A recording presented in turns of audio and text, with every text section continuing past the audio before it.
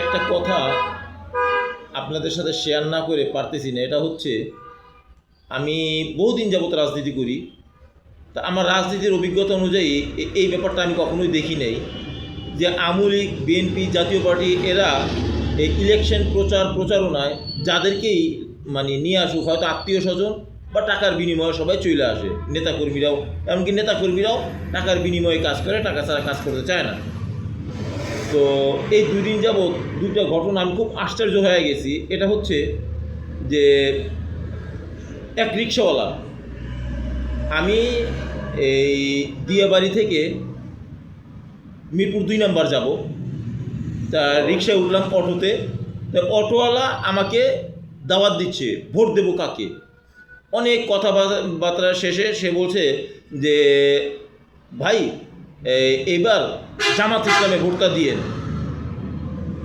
আমি শুনে মানে একটু হইলাম যে হ্যাঁ রিক্সাওয়ালা দিতেই বলতেই পারে। এরকম 2টা রিক্সাওয়ালা দিল, আচ্ছা যাই হোক।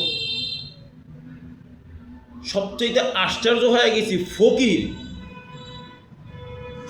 আমি বিএনপির কর্মীদের সাথে একটু আলাপ আলোচনা করতেছি, তা তারা যাওয়ার পরে দেখলাম একটা ফকির দাঁড়ায় আছে। ফকিরকে 5টা টাকা আমি দিলাম। সে এদিক ওদিক তাকায় বলতেছে বাবা একটা কথা বলি। আমি জি বলেন। বয়স্ক মহিলা মানুষ। বাবা এবার ভোটটা জামাত ইসলামে দিয়েন, তাহলে দেশটা ভালো থাকবে।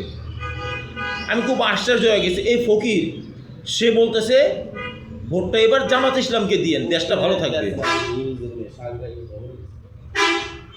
মানে আশ্চর্যজনক একটা ব্যাপার যে এরকম প্রচারণা আমি সত্যিই ইতিপূর্বে আর কখনোই দেখিনি।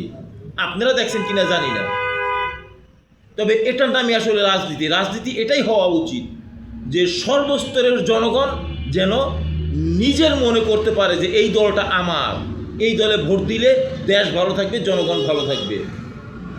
তবে জামাত ইসলামকে ধন্যবাদ যে জামাত ইসলাম তাদের দলটাকে এই পর্যায়ে নিয়ে যেতে পারছে।